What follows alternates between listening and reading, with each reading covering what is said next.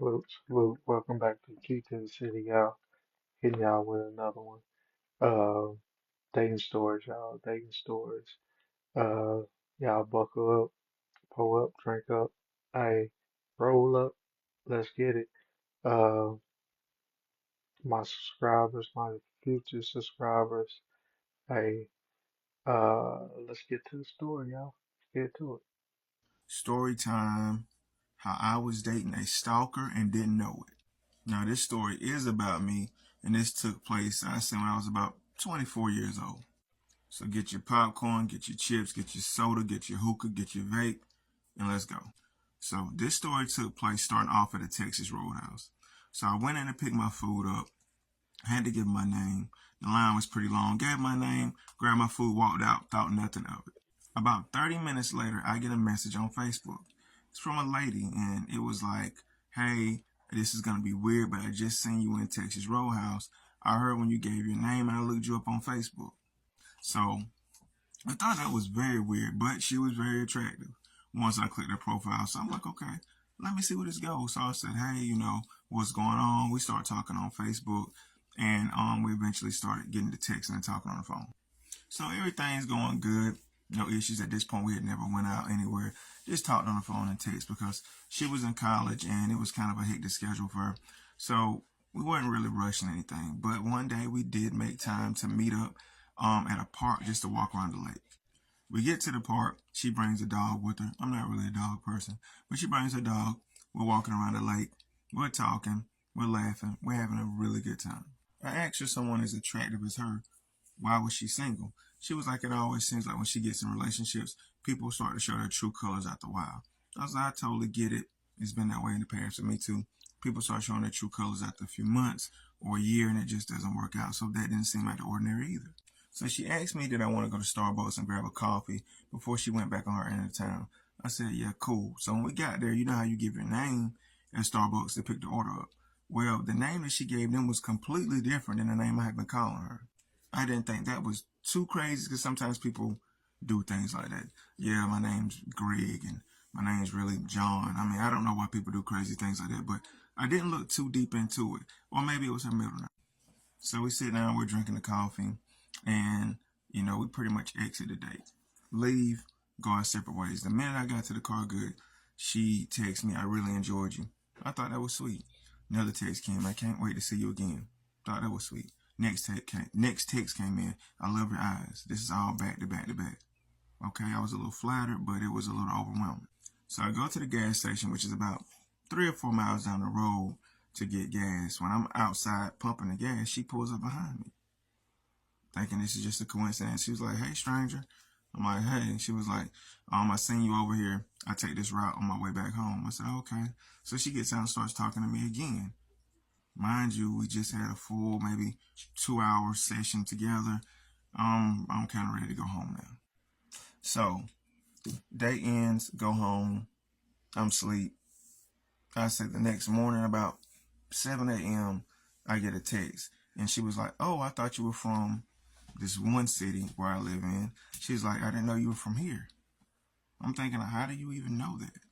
She said that she had looked me up online. She was like, because she's a single woman, she just wanted to make sure I wasn't like somebody crazy or anything like that. She's like, she does this with guys that she thinks that she has a potential chance to spend some time with. Okay? Thought that was weird, but I get it. I know ladies that say they look up guys all the time. So when we talked on the phone that afternoon, she's like, hey, how's such and such doing? I'm like, what? And she named one of my ex's names. And I was like, I kind of laughed. I was like, how you know her? And she was like, oh, I seen it when I looked you up online. She's like, came across as a person that you may know. And I was like, oh, okay, yeah, that was my ex-girlfriend. We used to live together, so I guess some of my information was stacked together online. So yeah, I looked her up on Facebook. She's real pretty. All right, now, you're taking it a little too far. At this point, I really don't want to talk to her anymore. Because everything just seemed a little too strange. So she had called me later on the evening. I didn't pick up. I'm trying to like kind of casually ghost her. I didn't pick up. She messaged me on Facebook. I didn't respond. Later that same night, my ex-girlfriend messaged me and asked me who is this girl in her inbox. She said the girl said, "Have you talked to Dre?" She says, "Because he's not responding to me, and I see that y'all used to be together. I'm sure you're still talking to him now." Now I'm catching on. Now I see why you're single. You're insane. You're crazy. Okay, so at that point, I do call her. I say, "Hey, I have not been in a relationship with that girl in like 2 years. You were out of pocket. I was like, a couple things that you were doing were strange. That's why I backed up. I'm like, I think it's best that we maybe just go our separate ways and don't pursue this." She just hangs up the phone.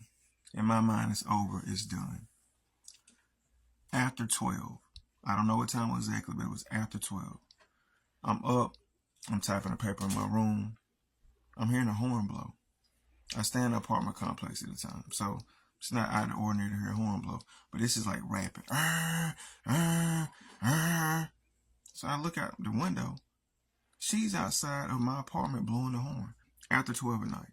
So I get my coat. I go downstairs. I'm like, "Yo, what are you doing?" She was like, "I just want to talk to you. I've been calling. I've been texting. You ain't responding because I did block her on my phone." So we're going back and forth. I'm telling her she's out of pocket. I don't want to talk. I don't want to talk. It's becoming an aggressive tone conversation. So I'm like, I'm just gonna go back inside because I don't want to get kicked out of my apartment for like some kind of disturbance. I go back inside. It gets worse. So that pretty much ended my night. Next morning I get up, take my shower, get ready for work. I get downstairs and there's an envelope slit underneath the door. I open the envelope. There are pictures of her, like very exclusive pictures of her. And she's like, "Do you really want to miss all this?" All right. I leave, get in my car. I'm headed to work. And at this point, I'm feeling like I'm in a movie for real. It absolutely gets worse. Stay tuned for part two. We're gonna stop it right there. Uh, no, brother, we're gonna stop it right here. We don't even want no part two, 'cause she crazy. Got to a stalker for real. Thought he was just tripping, but whew, whew, oh yeah. Uh, y'all watch out for them. Watch out for those, y'all. Watch out for those, the stalkers. 'Cause he has red flags. He just, 'cause she was fine, I bet you that's why. Uh, and she acting like that. But y'all stay easy, man. Y'all stay easy. Keep your eyes out. When the red flags go, you run. Salute. Peace.